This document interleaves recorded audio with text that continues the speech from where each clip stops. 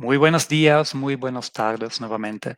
Les damos una cordial bienvenida a esta nueva sesión del Seminario Internacional Historia y Memoria de la Violencia y Conflictos en América Latina, organizado por la Unidad del Norte, por el Instituto Capaz y por el Centro de Estudios Latinoamericanos Avanzados del CALAS. Gracias por sumarse desde los distintos lugares donde se encuentran en este momento. Sentimos que hoy hubo nuevamente algún inconveniente, que ha sido difícil de hacer la retransmisión por YouTube, si no los van a poder seguir hoy principalmente por los canales de Facebook de las respectivas instituciones anfitrionas. Pero seguramente después también se va a poder hacer el cambio y lo vamos a insertar esa conferencia también en los canales de YouTube donde los van a encontrar. Después de una semana de receso, me parece muy pertinente que el tema de la conferencia de hoy se relaciona directamente con lo que nos presentó Narda Enríquez hace 2 semanas, cuando introdujo las cuestiones de género y conflicto de género y de conflicto armado en los debates que llevamos tiempo discutiendo aquí en este espacio. Porque ciertamente que es un aspecto tal vez no tan investigado, um, cómo las mujeres y las familias están experimentando los conflictos bélicos. Como sabemos, desde tiempos inmemoriales, si se quiere decirlo así, son consideradas en muchas guerras como botines de guerra y son objetos de víctimas, objeto y víctimas de violencia de los derechos humanos, pero también de una violencia institucional que se expresan, por ejemplo, en violaciones, pero también en prácticas como las esterilizaciones forzadas. Casos que muchas veces no se perseguían, como demostró Narda Enríquez hace 2 semanas, en el caso del conflicto en el Perú, en los años 80, con la guerrilla maoísta del Sendero Luminoso. Porque tal como rezaba ese refrán ya bastante machista que se escuchaba durante mucho tiempo, de que detrás de cada gran hombre hay una gran mujer, también es un hecho que en muchos conflictos armados, detrás de cada soldado hay una mujer, hay una esposa, hay una madre, hay hijas, que entonces pueden fácilmente convertirse en blanco para actos de venganzas, de guerra o intimidaciones de la contraparte. Pues nuestra conferencista de hoy, Bárbara Potas, es una de las precursoras de la historia de género y la familia desde los años 80 ya. Tiene una larga e impresionante trayectoria investigando y publicando sobre estas materias. Yo estoy muy contento y emocionado también de que nos acompañe hoy. Bárbara Potas es profesora de Historia y directora del Departamento de Estudios Ibéricos y Latinoamericanos y también del Centro Latinoamericano de la Universidad de Colonia en Alemania. Yo la conocía incluso antes, una etapa anterior de su trayectoria académica, cuando yo era estudiante de Historia de América Latina en la Universidad de Bielefeld en los años 1990. Fui durante algunos años también presidenta de la asociación más importante en Alemania de investigaciones sobre América Latina, el ATLAF. Además dirigió la red de competencias Latinoamérica y fui vocera del Centro de Estudios sobre el Sur Global de la Universidad de Colonia. Y es una de las cofundadoras y investigadora principal del Centro María Sibylla Merian Convivialidad y Desigualdad en América Latina, que tiene su sede en Sao Paulo. Como ya dije, Bárbara Potas es experta en estudios latinoamericanos con enfoque en género y estructuras familiares y eso también me parece muy importante subrayar, lo entrelaza con perspectivas de interseccionalidad, de etnicidad y de pertinencia, pero también de cuestiones de ciudadanía. Y estas cuestiones lo investiga principalmente en el Cono Sur, en Argentina, pero sobre todo desde hace mucho tiempo en Paraguay. Y creo que sin exagerar se puede decir que es una de las historiadoras más importantes sobre este país. No me voy a detener en su larga lista de publicaciones que lo encuentran en las páginas web individuales de las instituciones donde trabaja, pero quiero presentarles por lo menos una ¿no? Que les puedo recomendar mucho, que es el libro Paraíso de Mahoma o País de las Mujeres, el rol de la familia en la sociedad paraguaya del siglo XIX, porque trata de muchos conceptos que marcan sus investigaciones, como son la idea del honor, el machismo, las heroínas y la situación socioeconómica y sociodemográfica de la mujer como cabeza de hogar. Y ya con esto quiero terminar mi presentación recordándoles a ustedes que nos siguen ahora en la transmisión y que aspiran a obtener una constancia de asistencia en este ciclo a este ciclo de conferencias, que nuevamente por favor se registren por medio del enlace que va a aparecer en el chat en las redes. Y ahora sí, te doy la palabra, Bárbara, dir gehört die Bühne.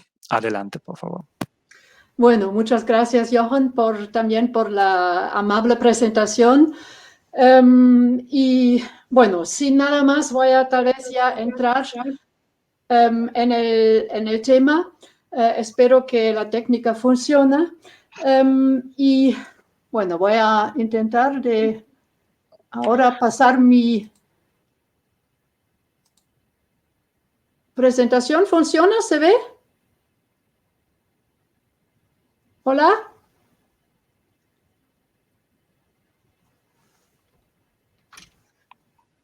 ¿Jochen? Sí, se ve. ¿Se ve? Se ve así también así, ¿no? ¿O no funciona si la veo en la pantalla entera? Sí, está muy bien, sí, se ve perfectamente. Okay. Bueno, es un poco raro que no veo a ninguno de los que me escuchan, pero bueno, espero que después nos podamos comunicar más fácil. Bueno, me voy, como ven, en esta presentación precisamente enfocar en las mujeres protagonistas en conflictos armados y no tanto en las mujeres víctimas, que también son un tema importante, pero como mencionó Jochen también, ya hace 2 semanas Nada habló un poco de esto. Y precisamente porque guerras y conflictos armados son considerados en gran medida como un espacio eminentemente masculino, mientras que, debido a los modelos de género tradicionales, mujeres y niños figuran sobre todo como víctimas. El hombre guerrero y la mujer pacífica, víctima de conflictos violentos que muchas veces no son las suyas, dominan hasta hoy en día las imágenes, y digo las imágenes en el sentido estrecho, pero también más largo, sobre conflictos armados en varias regiones del mundo, por ejemplo, en la prensa y en la televisión, en las noticias. Es cierto que mujeres y niños son los que tienen que llevar de una manera dramática las consecuencias de conflictos armados. Son objetos de violencia sexual, desplazamiento forzoso, maltratos físicos y psicológicos, etc. A veces las mujeres también organizan una resistencia pacífica contra la violencia y las violaciones de los derechos humanos, muchas veces también en su rol de madre, pero de esto creo que ya hablaron. Yo, sin embargo, en esta ponencia quiero enfocarme en las mujeres protagonistas en conflictos armados, es decir, mujeres que también hicieron actos de violencia, sus motivos, su estatus en los grupos armados y también sus conflictos con este rol y la imagen de ellas en la historiografía. También se puede preguntar si la participación de mujeres en tropas regulares e irregulares ha llevado a romper las divisiones tradicionales de trabajo y de roles de género. Además, hay preguntas importantes como ¿qué pasa con la sexualidad y maternidad si una mujer forma parte de un grupo armado? Lo último es un tema que se discute en el contexto de las guerrillas actuales, pero fue probablemente un tema muy importante también para las mujeres en el siglo XIX, pero por falta de fuentes es difícil investigar esto. Las posiciones de las mujeres mismas que participan en estas luchas armadas oscilan también entre el anhelo de una aprobación de su participación en asuntos públicos, aunque sean violentos, y una censura de cualquier uso de violencia que se espera de las mujeres. Oscilan entre el reconocimiento del aporte de las guerrillas femeninas para la guerra y el fin de lograr una sociedad justa, solidaria y, sobre todo, pacífica. Las mujeres tienen que luchar contra esta imagen dicotómica del hombre violento y luchador y la mujer pacífica y pasiva, porque estas mujeres no atienden a este rol y esta imagen. Y como sabemos que estos roles son adscripciones sociales y que pueden ser negociados y redefinidos en ciertos contextos, es precisamente que nos podemos preguntar qué pasa con estas imágenes y roles de género en estas situaciones donde las mujeres tienen otro rol. En este contexto también les quiero advertir que además de la participación en conflictos armados, las mujeres no siempre solamente toman las armas, sino que hasta principios del siglo XX, en casi todas las guerras, mujeres desempeñaron un papel importante en la logística, como ven aquí arriba en esta foto de las mujeres indígenas en los Andes, con sus frutos como parte de la tropa, pero también como espías, transportadores de mensajes, etc. Mi propuesta en esta presentación es precisamente analizar los varios roles que las mujeres han desempeñado en los conflictos armados y esbozar un poco el camino de muchas mujeres a la lucha armada, es decir, la participación en las guerrillas de la segunda mitad del siglo XX, donde en América Latina participaron realmente muchas mujeres, muchas más que en otros países del sur global. Entonces, ¿cómo se puede explicar esta participación activa en vista a los roles tradicionales de género y el conocido machismo latinoamericano? Pero también, ¿cuáles han sido las disputas sobre este protagonismo y cómo se reconcilia esta imagen de mujer combatiente con la de mujer ángel de hogar y madre? Bueno, me concentraré en algunos pocos ejemplos, tal vez los más conocidos, pero tal vez algunos también que ustedes no conocen tanto, como por ejemplo el Paraguay que Johan mencionaba que yo he trabajado. Y aquí ven los ejemplos más importantes. En general, podemos dividir los roles de las mujeres en las luchas armadas en la de auxiliar y la de combativa y después la de víctima. Pero no es tan fácil la cosa porque, por ejemplo, las mujeres auxiliares que seguían la tropa, por ejemplo, como proveedoras, a veces eran llevados a la fuerza. Y también las combativas, por ejemplo, a veces no participaban tan voluntariamente como otras. Entonces, eso es un poco un esquema general, pero hay que ver que el tema de la víctima incluso aparece en las mujeres protagonistas.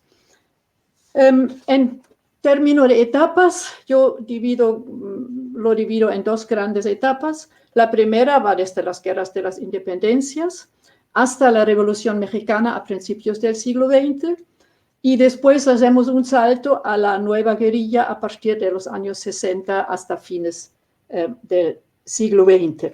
Y en esas dos etapas vemos que los dos roles, la de ayudante y de combatiente, son más fuertes en la primera etapa, mientras que en la segunda etapa ya el rol de auxiliar llega a un segundo plano, pero allí empiezan a discutirse precisamente los temas de los roles de género y de la participación de las mujeres. Bueno, como historiadora, no empiezo con la conquista, pero sí con las guerras de independencia, porque son el inicio también de un rol activo de las mujeres en estas luchas armadas. Si pensamos en las independencias, normalmente surgen automáticamente las figuras heroicas de Simón Bolívar, José de San Martín, los padres Hidalgo y Morelos, y solamente en segundo plano aparece alguna mujer. Lo mismo ocurre con otras guerras y revoluciones nacionales hasta principios del siglo XX. Como las mujeres no tenían ni demandaban derechos políticos en esta época, tampoco se las asociaba con los proyectos de nación y Estado. Si fueron incluidos en el panteón de los héroes de la independencia, fue por ser anfitrionas de reuniones de patriotas, como ven, por ejemplo, en esta imagen, que es una tertulia donde supuestamente se cantó por primera vez el himno nacional argentino, o se habla de ellos porque son esposa o madre de un hombre ilustre. Esto no es solamente cierto por la independencia, este rol de mujeres, ahora hablo de mujeres de la élite, después voy a hablar también de las mujeres del pueblo. Este rol en realidad era más bien simbólico. Por ejemplo, como ven en esta foto de una guerra terrible que luchó el Paraguay entre 1864 y 1870, aquí ven damas, un grabado de damas de la clase alta que ofrecen sus joyas para el apoyo de las luchas masculinas. Y este gesto se puede ver en varias guerras nacionales latinoamericanas hasta bien entrado el siglo XX. Quedando con las mujeres de la clase alta en las guerras de independencia, bueno, una de las mujeres más famosas, pero también más discutidas en el movimiento de independencia es Manuela Sáenz, la amante de Simón Bolívar. Supongo que todos y todas de ustedes conocen de alguna forma su vida y su rol en la independencia. Y quiero hablar brevemente de ella porque en su vida se aprecian diferentes papeles femeninos del movimiento de independencia. Por un lado, era la heroína impecable, apoyando y amando a Bolívar y salvándole la vida más de una vez. Al mismo tiempo, es como una antiheroína, desatacando límites y roles, enfilándose en el ejército independentista y hasta ganando honores militares. También se caracterizaba por sus reflexiones y sus incursiones políticos. Los rasgos no convencionales de Manuela Sáenz y sobre todo sus tendencias, para llamarlo así, emancipatorias, ponían en un apuro a los hombres de su tiempo, a veces al mismo Bolívar, pero al igual que los historiadores que tenían que hablar de su rol, porque como era tan cerca de Bolívar, no se podía dejarla de lado y silenciarla como se hizo con muchas otras mujeres en este contexto. Entonces, el artificio empleado en la historiografía tradicional oficial está cambiando en los últimos años, pero por mucho tiempo, y sigue siendo un poco así, es que se destaca nada más que ella salvó la vida de Bolívar o que, bueno, más o menos esto. Es decir, al fin y al cabo, en la mayoría de las historiografías tradicionales que leen sobre el tema, Manuela Sáenz al final aparece como la pareja apasionante y fiel a Bolívar y no como una persona transgresora que rompía con casi todos los límites de los roles femeninos de esta época. Pero también yo resalté a ella porque, como ven en esta foto, ella participó también en los campos de batalla y allí ella es el puente también para los roles de muchas mujeres populares que participaban también en estas luchas precisamente en los campamentos. Y vamos ahora a estos roles que eran muy importantes. Y aquí ven también otro grabado de esta,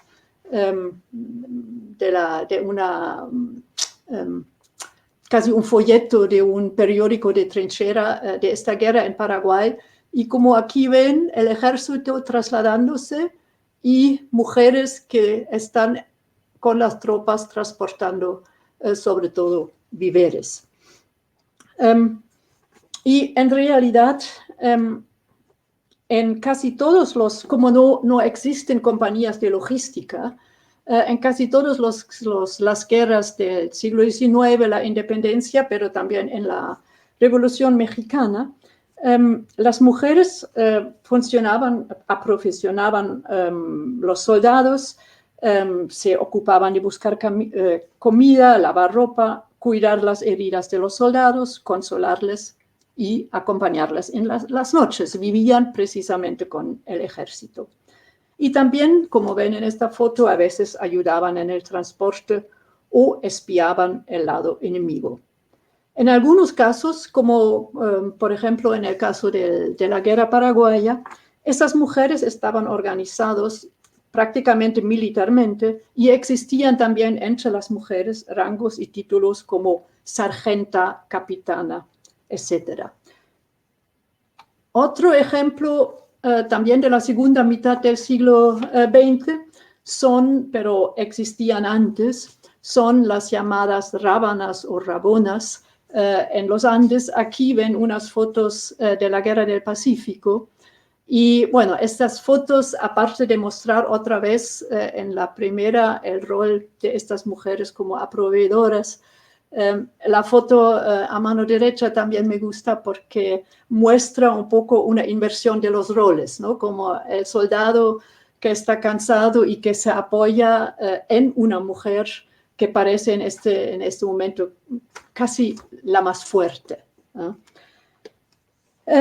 Y es, por lo general, bueno, es difícil pensar todas estas guerras sin estas mujeres, pero que normalmente prácticamente no se mencionan. No se valoró ni se podía deducir de las fuentes la importancia de la contribución de estas mujeres. Y estas mujeres mismas raras veces dejaron alguna memoria. Si sabemos de ellas, es normalmente por extranjeras que nos dejaron relatos, imágenes, dibujos, después fotografías como esta. Pero estas siempre tienen una vista de afuera y muchas veces una tendencia racista, clasista hacia estas mujeres que iban con el ejército y a veces son incluso casi pintadas como prostitutas y como mujeres violentas. O el otro caso es que son un poco exotizadas. O como aquí ven una foto de la Revolución Mexicana, o es la exotización o es también una romantización. No, dejamos esto. Aquí ven también todavía en 1913 mujeres aprovisionando a las tropas. Estas rábanas, rabonas, mambisas se las llamaba en Cuba, residentas o juanas, en su mayoría participaron porque era su deber cuidar a los hombres, ya sean sus maridos, amantes o hermanos. Al fin y al cabo, no era otra cosa que la transferencia de su rol tradicional del hogar para el campamento. Otras mujeres, como acabo de mencionar, eran llevadas a la fuerza o se fueron con un soldado porque no había cómo sobrevivir en sus pueblos. Seguramente no lo hacían por motivos de emancipación o convicción política, sino justamente por su rol tradicional de mujer, mismo cuando las circunstancias en los campamentos las obligaban a transgresiones cada vez más amplias. Y allí surge casi por primera vez la pregunta si estos roles y estas actuaciones inducían alguna modificación de los roles de género, o si estas mujeres al final eran como masculinizadas. Volveré a este tema después en el siglo XX. Solamente quiero ahora dar unas pocas palabras sobre la memoria y la historiografía, porque, como acabo de mencionar, muy pocas veces se hablaba de estas mujeres, o si ocurre, se borraron sus rasgos violentos. Y mismo en la Revolución Mexicana, donde tenemos fotos como estas, que muestran mujeres allí en los trenes con fusiles aunque creo las otras dos mujeres que ustedes ven aquí al lado derecho parecen casi como disfrazadas y no como soldaderas combatiendo. Pero lo que más ocurrió, pese a estas fotos, fue una cierta romantización en que estas soldaderas fueron al final solamente recordadas como las Adelitas, y creo que casi todos los latinoamericanos conocen la canción Si Adelita se fuera con otro, etc., ¿no?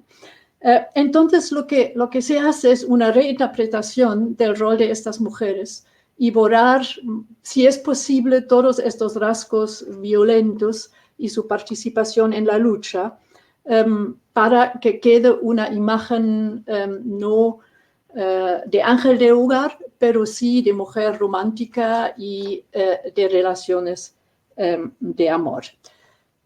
Esta reinterpretación, que es un poco lo mismo que pasó con Manuela Sáenz en otro nivel, también era necesaria precisamente para no poner en peligro los roles de género y las estructuras familiares patriarcales. Pero tal vez también porque la gente ya no se quería recordar de este tiempo y de esta violencia, como mencionó Narda también en su ponencia, que mucha gente ni quería olvidarlo. Pero lo importante que quiero resaltar es en realidad la memoria, entonces seleccionaba y reinterpretaba el rol de estas mujeres si no lo olvidaba por completo. Y algo parecido todavía ocurrió con las mujeres en las guerrillas en la segunda mitad del siglo XX, como voy a explicar ahora. Bueno, dejamos esto. Quedamos con esto y hacemos tal vez brevemente, un salto a la segunda mitad del siglo XX, donde había varios movimientos guerrilleros, todas con sus diferentes características, en las cuales fueron incluidos cada vez más mujeres. Y la revolución cubana realmente es, digamos, la revolución más importante, aunque la revolución boliviana, que también es una cosa muchas veces olvidada, fue anterior.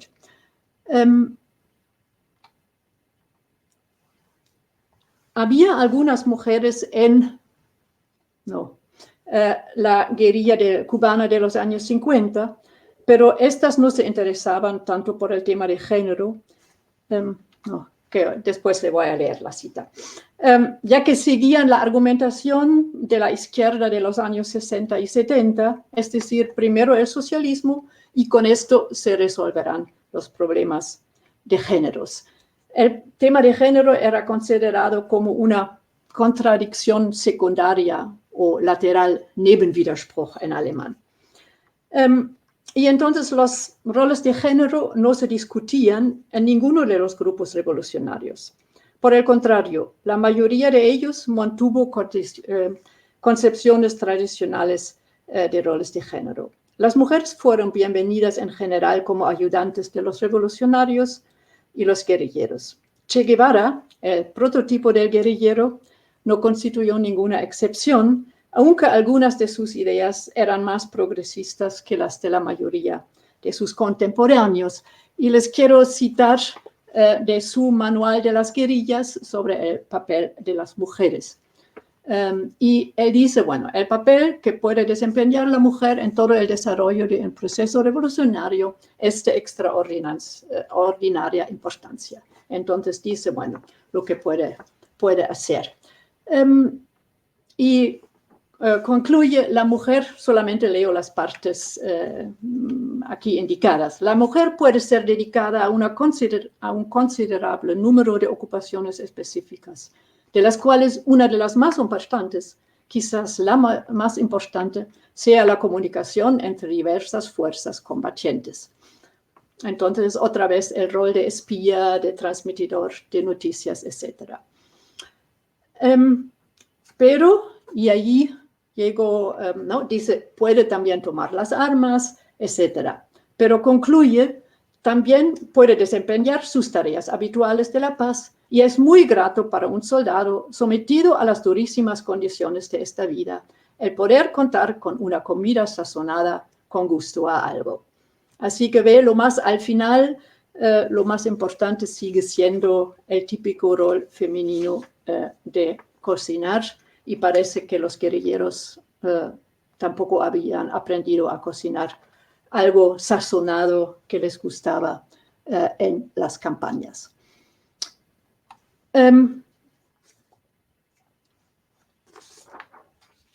Bueno, con todo, algunas mujeres participaron activamente en estas guerrillas y la más famosa de ellas fue Tania la guerrillera. Esto es el título de un libro sobre su vida, y que fue una compañera de luchas de Che Guevara. Y quiero solamente brevemente hablar de ella porque también ahí se ven algunas características típicas de cómo se hablaba y sigue hablando de mujeres en la guerrilla.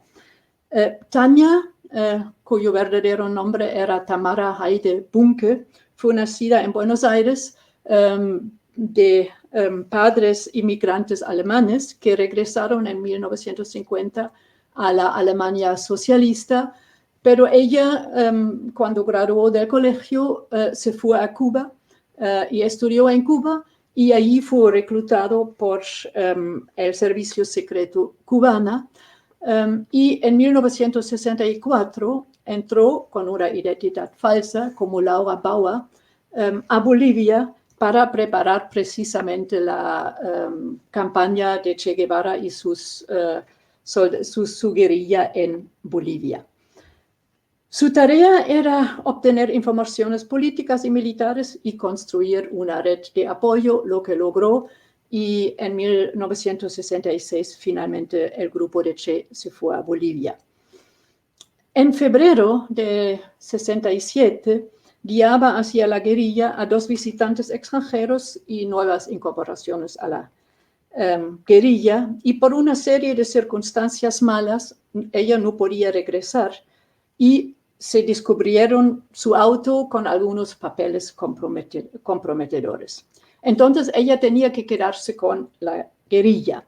Y hasta hoy se discute si Tania condujo a propósito a esta situación, que después trajo unas consecuencias terribles para el grupo, ¿no? Porque se sabía más o menos ahora el área donde actuaban. Porque decían, ella quería cambiar su papel de agente secreto por el de combatiente activa. Pero todas las respuestas a estas y otras preguntas son todavía especulaciones.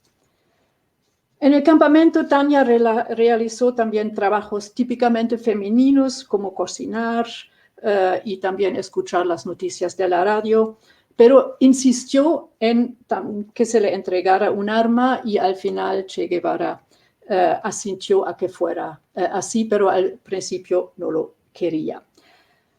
Bueno, sabemos que la cosa fue mal también para Tania, que un mes antes de Che Guevara también fue atrapada en una emboscada y muerta, acribillada por el ejército boliviano. Relato esta historia porque se pueden ver varios rasgos típicos de la memoria e interpretación de mujeres en la guerrilla en una forma muy clara, muy acentuada aquí. Porque, bueno, hay que decir también que todavía no existe ninguna biografía científica sobre esta figura tan importante. Y en los que existen, que son o la hacen una heroína casi a la par de Che Guevara, o la condenan, ¿no? Y entonces lo que más se especula son los motivos de este descuidado de Tania cuando iba a traer estos visitantes a la tropa. Y unos, no sorprendentemente, postulan que ella estaba enamorada del Che y que cometió la imprudencia conscientemente porque quería estar junto a él, hasta que algunos especulan que estaba embarazada cuando cayó muerto.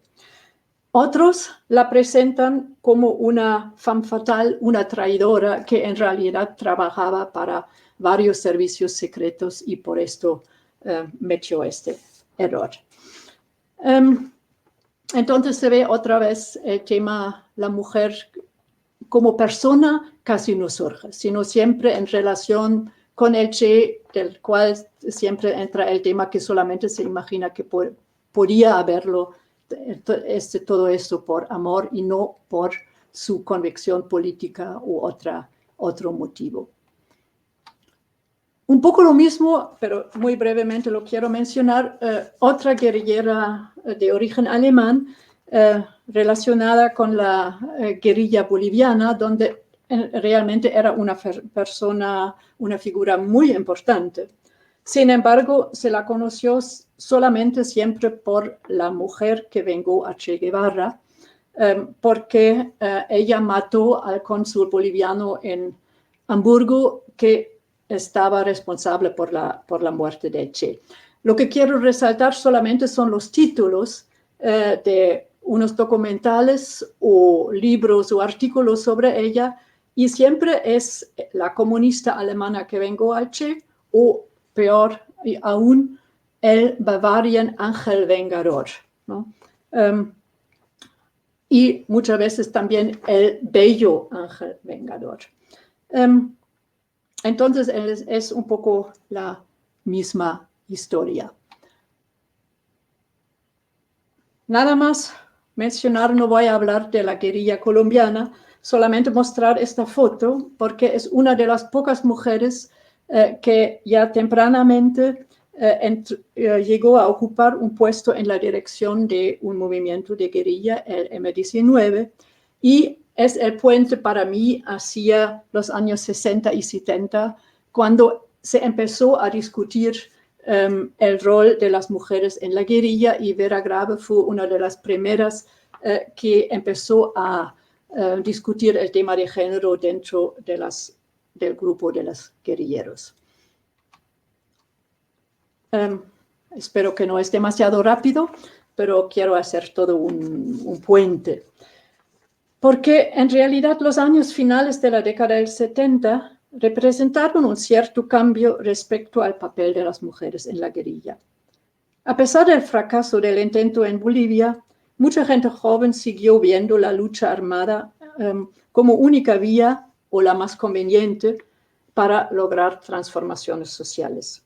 Las guerrilleras urbanas de Argentina y Uruguay, así como los sandinistas en Nicaragua, que ven aquí en esta foto, incorporaron mujeres en una cantidad mayor y comenzaron a recoger temas específicos de género en sus demandas.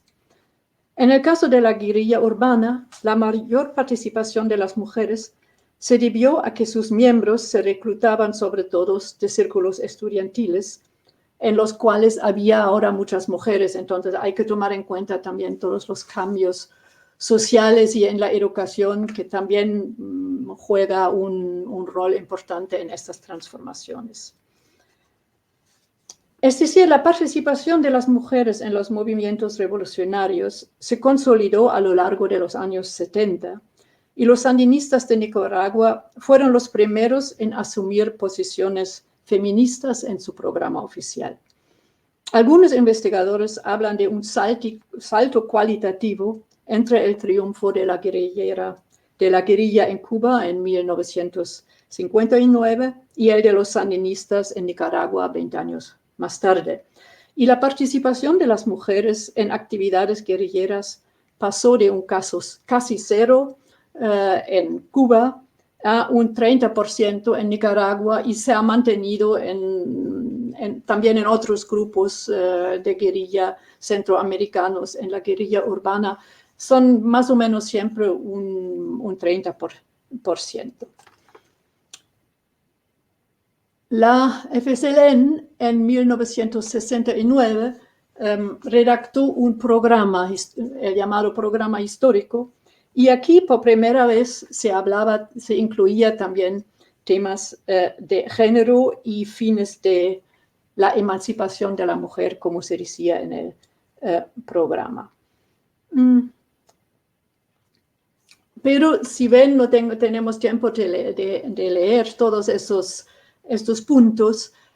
Por un lado, sí, se habla de igualdad respecto al hombre, pero después la mayoría de las postulaciones tienen que ver con la condición de madre de las mujeres, ¿no? La madre abandonada, la madre trabajadora, etc.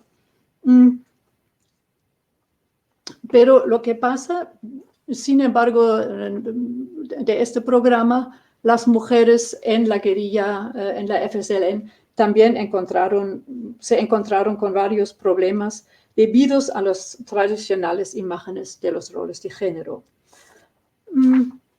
Las mujeres participaban en estas guerrillas sobre todo por motivos de carácter político general y no por motivos de igualdad de género. Pero la conciencia por temas de género se desarrolló cuando las mujeres no recibieron el reconocimiento pleno dentro de la guerrilla y vieron que tenían que pagar un precio mayor que los hombres por su participación en la lucha. Por ejemplo, si ellas eran madres de hijos pequeños, se les recriminaba haber abandonado a sus familias y sus hijos, mientras que el mismo comportamiento de los hombres era considerado heroico. Aunque en general la mayoría de las mujeres en Nicaragua se incorporaban muy temprano, entonces no tenían todavía hijos, el tema de la sexualidad y de la maternidad en las tropas es uno de los problemas más dolorosos para muchas de estas guerrilleras, y estas mujeres a partir de ese momento empezaban a hablar de este tema, sobre todo después de su participación en las guerrillas. Es difícil saber si también había violaciones dentro de la tropa. Parece que debido a la disciplina militar no era un gran tema, pero también puede ser que es un tema silenciado. Lo que sí hay en las memorias de las guerrillas son relatos que hablan de embarazos y el dolor de haber sido obligados a abortos porque no era compatible con su condición de guerrillera y a veces por el padre de la criatura misma. Otras mujeres fueron expulsadas de la guerrilla precisamente porque estaban embarazadas, es decir, no habían obedecido a las reglas de tener hijos en la guerrilla, era imposible, mientras que un hombre que se hizo padre no fue expulsado. Para muchas mujeres, esto fue un primer paso de desengaño con el movimiento armado y también un paso para pensar sobre roles de género. En Nicaragua, la escritora Gioconda Belli, que tal vez muchos de ustedes conocen, es una de estas mujeres. Participó activamente en la lucha contra la dictadura de Somoza, sintió los problemas de una vida de lucha y de una de madre, y se hizo feminista en el camino. En su autobiografía se recuerda que las mujeres sandinistas protestaron cuando, después de la revolución, se incorporó solamente a una mujer en el primer gobierno revolucionario. Protestaron, pero no llegó a nada. Y se indignó incluso más cuando, y ahora cito, oía a varios miembros de la dirección sandinista discutir sobre las dificultades de que hombres y mujeres jóvenes convivieran en barracas militares. Por primera vez, alguien insinuó que quizás las mujeres no debían formar parte de las filas activas del ejército. ¿Cómo podían siquiera pensarlo cuando las mujeres habían demostrado ser tan buenas combatientes como los hombres durante la insurrección? Es decir, aquí se ve la frustración de muchas mujeres que participaron en las luchas armadas, de que sus aportes y sus sacrificios no eran reconocidos ni retribuidos con una mayor participación en el gobierno y también con un reconocimiento de sus actividades en la lucha. Bueno, y solamente para terminar con aquí ven Daniel Ortega, y que actualmente también es presidente de Nicaragua, y creo que todos ustedes saben la política de género y en contra de las mujeres que está llevando a cabo. Pero en este momento fue otra cosa, pero aquí ven lo que dijo al principio también, que estas mujeres, por un lado, tienen un problema con su rol de combatiente porque no cabe dentro de las roles tradicionales, pero por otro también quieren que se les acepta y luchan por ser reconocidos precisamente por sus valores de guerrera, de luchadora. Para terminar, un último ejemplo que tal vez ustedes también han esperado y que nos lleva también a inducir el tema de la etnicidad, y no tengo tiempo a hablar aquí de la interseccionalidad entre clase, etnia, etcétera, pero también tiene que ver con el tema de las mujeres en luchas armadas. En 1994, en el estado de Chiapas, en el sur de México, surgió un movimiento de guerrilla que realmente sorprendió a la opinión pública mundial y que protestaba precisamente contra la entrada de México en la zona de libre comercio de América del Norte, el infamoso NAFTA. Pero lo inusual también, aparte de que el comandante o subcomandante, como se llamaba, Marcos, se mostró extremadamente hábil de comunicar con los medios informativos, lo llamativo era que por primera vez entre los comandantes y los que aparecían en primer plano fue una mujer y una mujer indígena. El levantamiento entonces suscitó la atención en todo el mundo, sobre todo para tratarse de una sublevación de indígenas.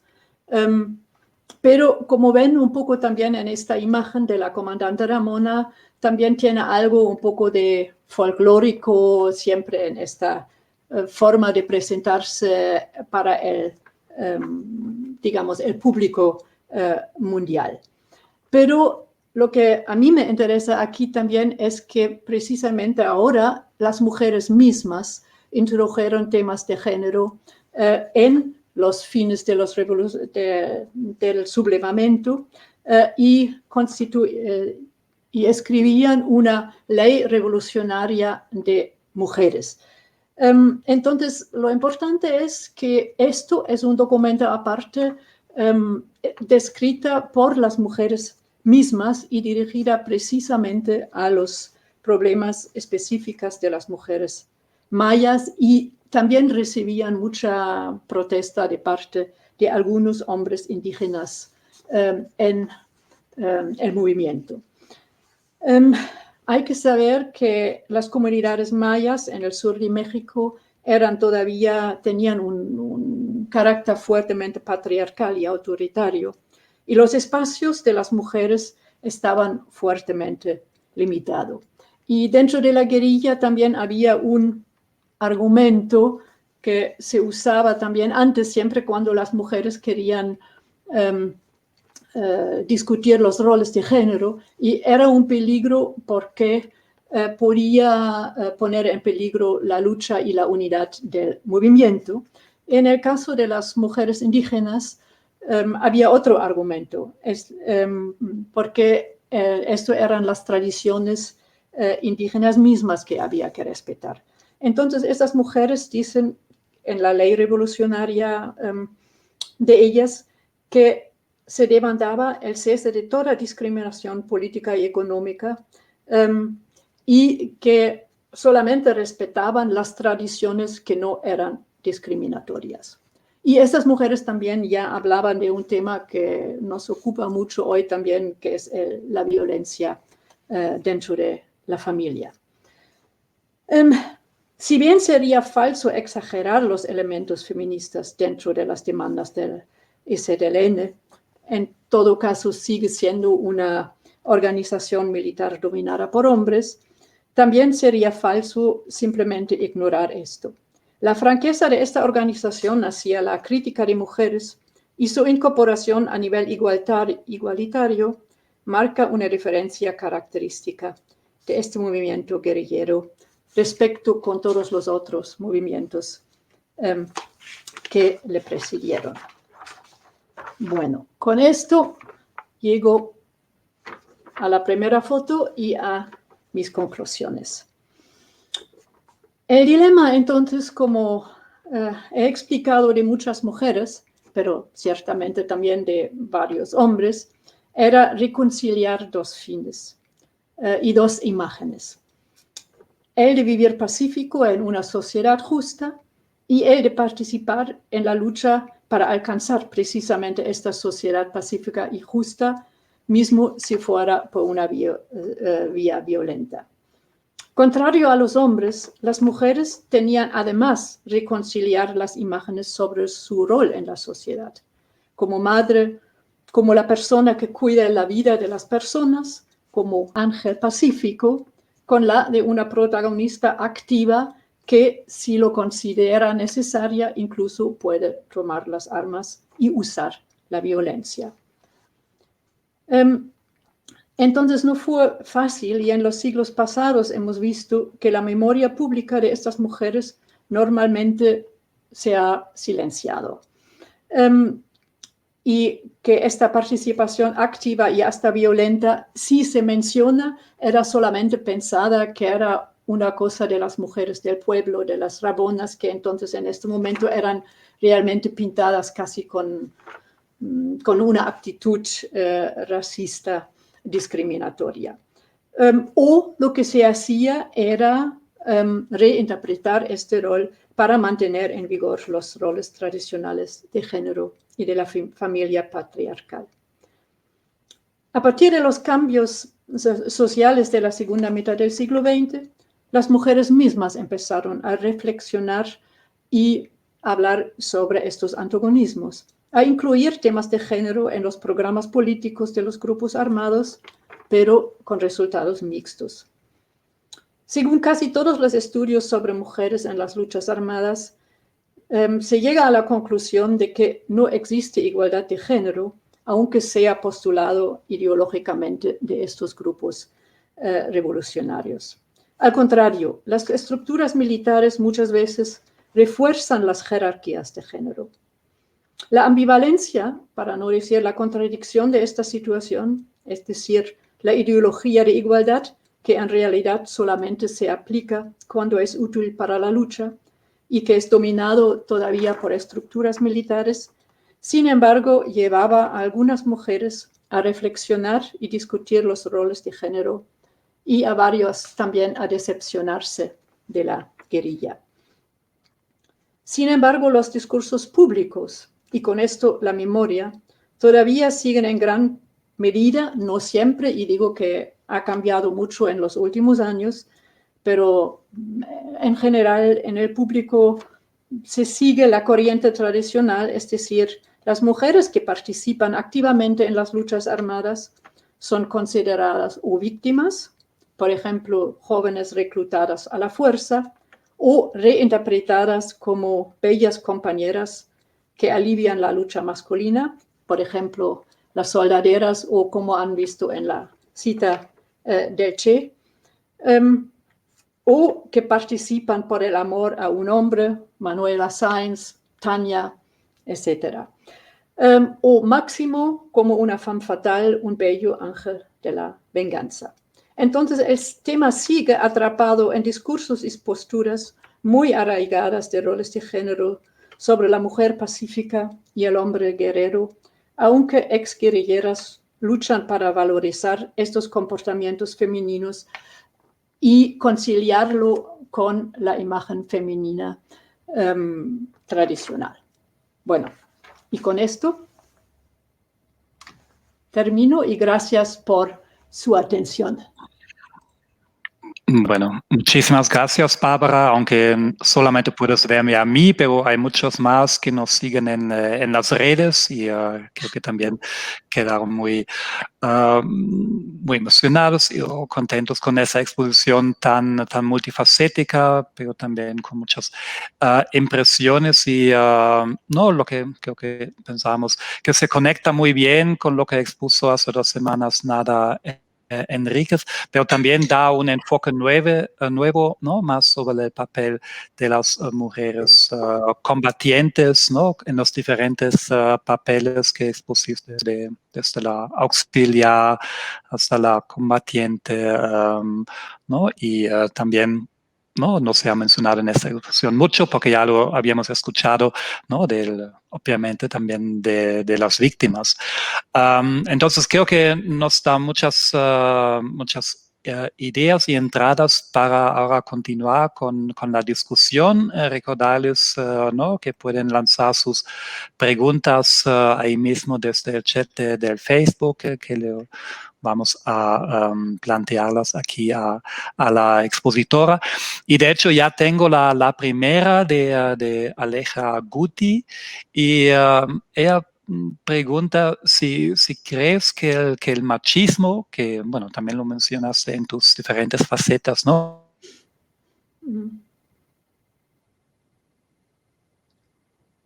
Ahora ya no escucho a Jochen.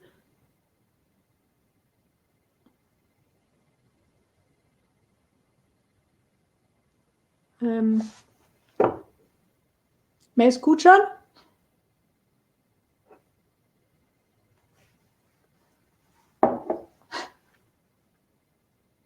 Ok, parece el problema está con el moderador.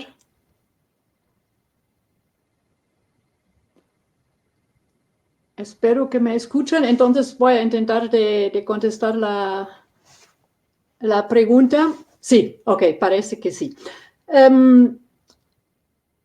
La pregunta es si el machismo temía que si no invisibilizaba a las mujeres, ellas quitarían su protagonismo.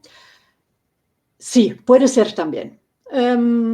Y creo que en algunas, por ejemplo, si tomamos el ejemplo de Tania, creo también en alguna parte, tal vez inconscientemente, se echaba la culpa a ella para no tener que discutir los problemas que también existían de parte de Che. Pero creo que sí, también es... muchos hombres temían que las mujeres les iban a dar, les iban a llevar a un segundo plano su protagonismo y su rol, pero no lo querían compartir tanto con las mujeres. Aunque creo que muchas veces no era un acto consciente, sino por la mentalidad tradicional a veces ni se les ocurría que pudieran tener un rol igualmente importante en esta lucha como ellos. Ok. La pregunta, ¿considera que la presencia y reivindicaciones de mujeres europeas en las guerrillas latinoamericanas era justificable y generó aportes al movimiento feminista? Bueno, yo he hablado de varias personas de origen alemán. En este contexto había también de otros orígenes europeos. Creo que estas mujeres no participaban como europeas, sino participaban porque querían aportar algo para la lucha general a una sociedad más pacífica, y les pareció que las posibilidades en Latinoamérica eran mejores que en Europa. Si estas mujeres en realidad eran más feministas o llevaban una conciencia feminista mayor que las latinoamericanas, no creo. Habría que ver los casos, pero tampoco imagínense que las europeas de los años 60, la mayoría eran tan avanzados en estos roles de género. Algunas sí, pero el movimiento feminista en Europa también arrancó solamente a finales de los 60.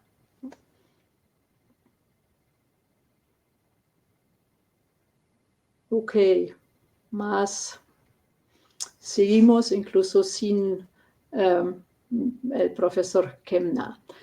¿Cómo valora el papel de las mujeres pobres dentro de la lucha armada? ¿Espejismo liberador o continuidad de la violencia machista? Las jerarquías de género, clase. Ya, aquí hay un tema importante. como llevo dicho, las mujeres pobres dentro de la lucha armada, yo creo que por eso resaltaba este rol de proveedoras que buscaban la comida, que lavaban la ropa. Y si uno lee algunas descripciones sobre estas mujeres y sus actuaciones, también eran violentos. Por ejemplo, tenían que ir en la vanguardia y robar las gallinas para que tenían algo que comer. Entonces, eran mujeres que también luchaban, a veces violentamente o no tan pacíficamente, pero de otra forma que los hombres. Y realmente sin ellas hubiese sido imposible mantener toda esta lucha, ¿no? Porque los soldados tenían que comer, etc. Pero, como menciono, esto eran sobre todo mujeres de clase baja, muchas de ellas indígenas o mestizas, mientras que las mujeres de la clase alta, por supuesto, se quedaban en su casa y solamente hacían estos actos simbólicos. Aquí hay un cruce de etnicidad, clase y género muy fuerte. Y creo que este rol de las mujeres, bien hasta principios del siglo XX, en la Revolución Mexicana, era muy importante y casi no se puede sobrevalorar. Espero que contesté con esto. Es un tema amplio. Hola, Jochen, ¿estás de vuelta? Sí, muy bien que fue un tema de amplio porque lamentablemente se me fue el internet, pero bueno, espero que ahora sea más estable. Tengo dos preguntas de Stefan Peters que relacionan un poco con otro contexto. Uno es, ¿qué repercusiones tuvo los movimientos de la izquierda en Europa en este contexto?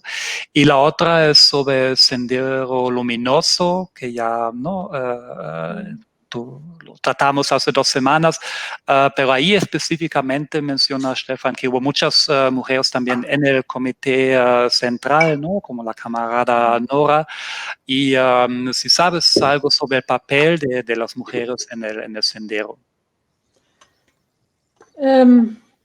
Sí. Bueno, la primera pregunta sobre los movimientos europeos era, ¿verdad? Sí, correcto. Sabemos que a más tardar desde los sandinistas había una estrecha conexión entre movimientos, por ejemplo, de solidaridad europea con las guerrillas latinoamericanas. Ya existía con el Che precisamente estos dos extranjeros que fueron llevados a Che, como no sé, tal vez algunos de ustedes saben. Uno de ellos fue Régis Debray, un intelectual de izquierda francés que después fue incluso ministro con Mitterrand. Así que también había una solidaridad, pero en este momento era más bien no tan estrecha como con los movimientos posteriores, donde la solidaridad europea fue importante. Hay una voz, por ejemplo, hablando de los sandinistas, pero que no se ha podido verificar hasta el momento, que dicen que los sandinistas solamente incluían esta ley de las mujeres y estas postulaciones porque sus compañeros europeos o estadounidenses insistían en hacerlo. Entonces lo querían por mantener la solidaridad o las conexiones con estos. Pero yo digo que yo no lo creo totalmente. Y hablando de las mujeres en el Sendero Luminoso, es un tema muy difícil, porque como ustedes saben, sobre todo en la dirección, la compañera del, ¿cómo se llama? Abimael Guzmán, hasta cierto punto no tenían un rol propio, tenían una forma se dice, por lo menos lo que yo he leído, también cierta dependencia, o eran manipulados muchas veces por ellos. El tema de que sí había muchas mujeres que participaban en este movimiento también tiene que ver con la situación política, pero también social. Por ejemplo, había muchas mujeres estudiantes de universitarios que, por un lado, se entusiasmaron por los ideales políticos, pero que también veían que con toda su educación no tenían posibilidades de trabajar, de ganar un puesto de trabajo, y que por allí se llevaron a radicalizarse para tomar las armas. Pero no he estudiado a fondo el tema de las mujeres en el Sendero Luminoso y no quería tampoco tocar porque precisamente sabía que Narda había hablado sobre esto. Sí, hay más preguntas un poco sobre el entorno de esos, digamos, cambios de papeles o influencias, ¿no? Como Stefan ya preguntó por repercusiones de los movimientos de izquierda en el occidente, en Europa. Ahora tengo otra pregunta, lamentablemente no sé de quién, pero pregunta por la influencia o la posible influencia de la teología de la liberación en la participación de mujeres en los movimientos armados. Sí, esto es creo que un tema que es muy importante, sobre todo las comunidades de base que se crearon y varios grupos de mujeres de concientización, una palabra difícil, pero no veo un nexo directo hacia la guerrilla. Creo que es más importante para la participación en los varios movimientos sociales. Por cierto, el famoso ejemplo otra vez de los sandinistas en Nicaragua con Ernesto Cardenal. Hay tal vez influencias, pero yo creo que esta influencia de la teología de la liberación era más bien general en crear un clima político en el cual se podía pensar también que la lucha armada podía ser lícita y que para muchas mujeres fue un camino hacia movimientos sociales. Sí, pues lo lindo de este formato es un poco que tenemos participantes de todos los lugares y ¿no? Obviamente uno no puede ser experta en todo. No sé, tengo aquí otra pregunta de Elida Geraldo, no sé si eso ya te fue enviado mientras yo estuve ausente, porque ella preguntaba si podías comentar un poco sobre el lugar de las mujeres en las guerrillas en Colombia y el enfoque de género de acuerdo del paz. No sé si esto, digamos, entra en lo que has estudiado. Yo lo he estudiado, pero solamente por fuentes secundarios, y ahí hay que distinguir, porque también había varios movimientos. Lo que yo sé que históricamente precisamente el M-19 fue el grupo más abierto hacia la participación de las mujeres, donde también por primera vez mujeres como Vera y Nelly entraron en el grupo dirigente y tenían una voz. Mientras que con el FARC y con el ELN fue más complicado al inicio. Ahora sí, también hay mujeres más importantes, pero habría también que ver cada grupo precisamente, y con el FARC realmente no lo he estudiado. Así que mejor no digo nada, porque creo que a lo mejor entre los participantes de esta charla hay personas que saben más sobre este tema que yo. Bueno, que lo escriban en el chat para también aprender aquí.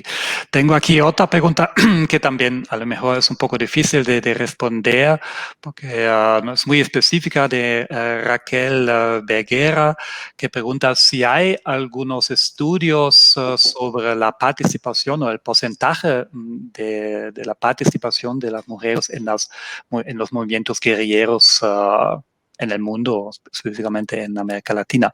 Me imagino que no, pero o es difícil de valorar, pero entonces ya lo conectaría con otra pregunta que es de Melody Maca, y su pregunta es si, bueno, toda esa jerarquización de raza, clase y género, y también, ¿no? Eso lo estás estudiando desde la perspectiva interseccional, ¿cómo afecta a las mujeres entre sí? ¿no? Se relaciona con los uniformes guerrilleros, si eso se podían considerar como una forma simbólica de eludirlas como mujeres. Sí, bueno, primero hablo a la pregunta sobre la literatura sobre mujeres en movimientos guerrilleros en general, que yo conozco, son o estudios que hablan, por ejemplo, de una región de América Central, de Colombia, de la guerrillera urbana en Argentina, Bolivia, Brasil, etc. O que son estudios sobre el rol de las mujeres en general en América Latina, y allí hay una parte sobre las mujeres en la guerrilla. Que existe un libro sobre mujeres en la guerrilla mundial, no conozco, y creo que si existe, no sé si valdría la pena de leer, porque tendría que ser forzosamente muy general y muy superficial, ¿no?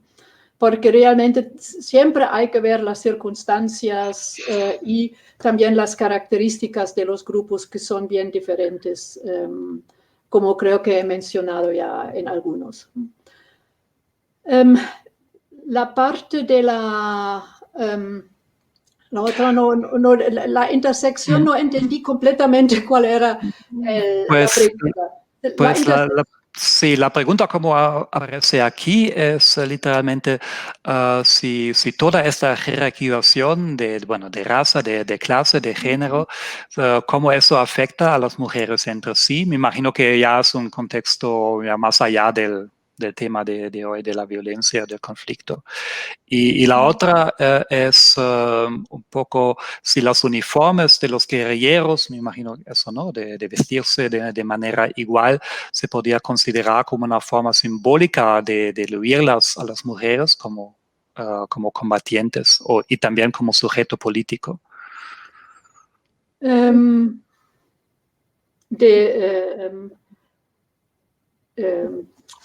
Pero podríamos ir por partes. Sí. No, estoy pensando porque como historiadora siempre estoy también pensando, por ejemplo, en el siglo XIX, donde no habían siempre, por ejemplo, en las muchas tropas de la independencia o en la Revolución Mexicana, no todos tenían uniformes, porque también en esas guerras irregulares, ahora sí todos tienen su traje de combatiente, pero las mujeres también. Yo creo que sí, el traje puede jugar un rol, pero yo creo que es más importante realmente esta mentalidad y esta imagen tradicional, que es tan difícil de quitarse, mismo si uno conscientemente quiere cambiar o entrar en otra visión del rol de las mujeres. Siempre vuelven los rasgos tradicionales, ¿no? Sí, ok, entonces esperamos que eso ya haya respondido. Tengo aquí una que eso sí me parece muy también, bueno, los otros también, pero de Enrique Arias, que la pregunta es sobre la opinión pública de la participación de las mujeres en la guerrilla, y refiriéndose al caso concreto del Perú, por ejemplo, se dice que se hacía mucho énfasis en la aparente excesiva violencia que ejercieron las mujeres del Sendero Luminoso, ¿no? Que se solía decir que eran más cruentes que los hombres. ¿Eso es algo, ¿no?, lo que se repite, o cuál es tu valoración sobre esta percepción? Sí, esto es un hilo que puedo contar desde las mujeres en la conquista de América hasta el Sendero Luminoso, que muchas veces cuando las mujeres participan en las luchas y si toman un rol activo y tal vez incluso de liderazgo, se les adscribe una violencia casi mayor que el hombre. Y creo que ahí otra vez entra en conflicto con esta idea de la mujer pacífica, y se masculiniza a la mujer y se dice, bueno, es una mujer excepcional, que en realidad no es mujer, porque es tan cruel, más cruel que los hombres, y es una forma de de quitarle la personalidad femenina. Pero es un cuento, digo, una forma de hablar sobre mujeres en conflictos armados, protagonistas que realmente tienen una muy larga trayectoria.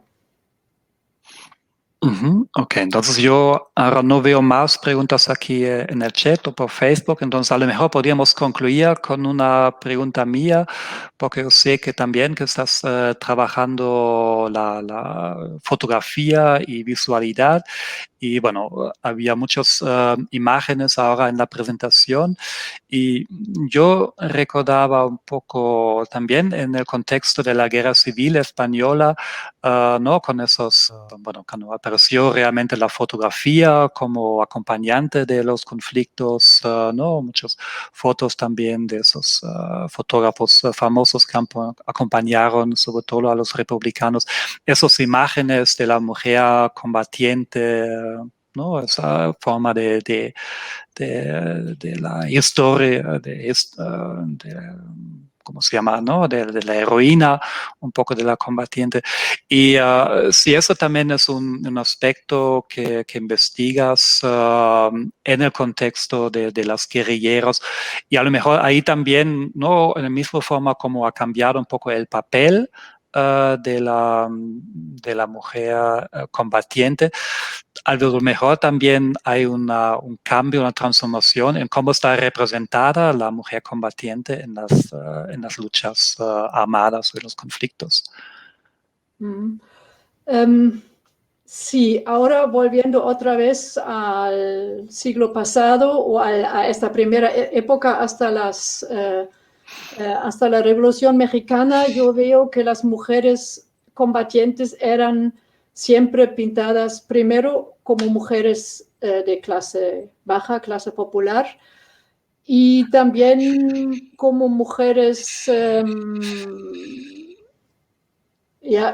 un poco a veces masculinizados en la forma de presentarlos y no tenían una imagen positiva, un poco también de alterizado. Mientras que esto empezaba a cambiar ya con las fotografías de la Revolución Mexicana y también con un cierto romanticismo que también hay en varias de estas fotos, que estetizan también esta lucha, y muchas, como han visto, por ejemplo, en estas fotos de la Revolución Sandinista, que empezó a trabajar mucho con esto, muestran mujeres limpiando los fusiles o el fusil ahí en arma, pero rara vez muestran escenas realmente de lucha, ¿no? Y allí, otra vez, una mujer puede ser una buena transportadora de una imagen linda, incluso en términos físicos, otra vez la bella revolucionaria, pero igual que lucha, pero las imágenes muchas veces no son violentos y no muestran la violencia realmente de estas luchas, de los hombres tampoco tanto, ¿no? Pero muchas fotografías o imágenes de estas mujeres ya en el siglo XX empiezan un poco a romantizar esta imagen, pero tal vez también para no masculinizar a estas mujeres. En este caso sí ha cambiado y el sesgo de clase ya no se puede ver como se podía ver en la etapa anterior. Ajá, sí. Me dicen que hay 2 preguntas más por el Facebook, entonces no sé si todavía aguantas o podríamos ponerlas. Sí, aguanto Nada un poco más. Muy bien. Bueno, aquí ya llega la primera. Ahora me escucho doble. Es de Laura Bosanova y ella dice que, ahora desapareció, pero ahí está de nuevo. El hecho mismo de ingresar a las guerrillas revolucionarios no es ya en sí mismo una abierta confrontación con los roles de género tradicionales, pese a que las guerrillas como parte de la sociedad también puede ser patriarca. Esa es la pregunta de Laura Bosanova. Sí, precisamente es ya una confrontación, una transgresión, pero esto es precisamente el dilema de estas mujeres, ¿no? ¿Qué hacer con esta transgresión? Y o se masculinizan Y yo he encontrado también fotos que muestran esto, pero es el dilema cómo seguir ser una mujer y también asumir ciertos roles, y por eso el tema de la sexualidad y de la maternidad es tan importante en estas condiciones. Y hay una contradicción que para las mujeres es más fuerte que para los hombres y que estas mujeres sí conocen, ¿no? Pero como digo, en muchos casos las mujeres que entraron a participar al principio no lo hicieron pensando en temas de género, sino se sentían parte de un movimiento más amplio que luchaba por una sociedad mejor y que solamente en el camino encontraban que la lucha para las mujeres significaba otra cosa que para los hombres. Uh-huh. Ok, terminamos con una pregunta que también es un poco más amplia o más general, y es de Manuel Alejandro Ruiz Durán, y su pregunta es si emerge alguna tensión o dificultad teórica, metodológica al repensar, ¿no?, desde un enfoque de género, como lo estás haciendo, periodos históricos en lo que dicha perspectiva no estaba aún cristalizada o socializada de la manera como está hoy. Sí, bueno, primero siempre tenemos la dificultad metodológica de reconstruir los roles de género como eran pensados hace 200 años, pero bueno, tenemos algunos métodos. Pero, por ejemplo, volviendo a este tema tan importante de maternidad, sexualidad de las mujeres en las tropas, en la actualidad tenemos, por ejemplo, autobiografías, entrevistas, recuerdos de las mujeres que cuentan cómo lo han vivido. Esto no tenemos históricamente. Y sobre todo, primero porque era un tema del cual no se hablaba, que era un tema tabú. Y a lo mejor no tanto en las mujeres de clase popular, pero de estas mujeres no tenemos fuentes. Y las fuentes que tenemos son todos desde afuera. Y por eso ahí hay un problema difícil, algunos temas son difíciles realmente de analizar. Estamos refinando nuestros métodos y teorías de análisis del discurso ayudan, pero es a veces también un tema un problema de fuentes en el siglo XIX. Uh-huh.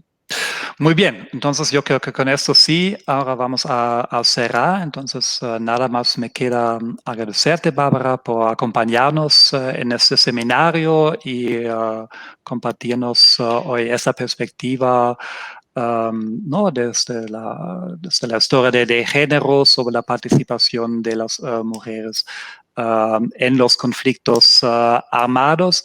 No, seguramente después, okay, hoy fue una sesión un poco accidentada, como suele ocurrir en estos tiempos digitales, pero bueno, al final todo, ¿no?, funcionó más o menos, y se va seguramente a subir la conferencia después al canal de YouTube de las instituciones para que ahí también sea visible. Y bueno, los que nos siguen también, muchísimas gracias. Nuevamente recordarles que si continuamos la semana que viene con otro colega alemán, Thomas Fischer, de la Universidad de Eichstätt, que habla de la percepción del intervencionismo estadounidense en la prensa del Caribe a final del siglo XIX, principio del siglo XX. Y bueno, nuevamente muchísimas gracias a Bárbara por estar con nosotros y agradeciendo su asistencia, y entonces espero que nos veamos nuevamente la próxima semana en este espacio. Que tengan una muy buena tarde, noche, sea donde estén.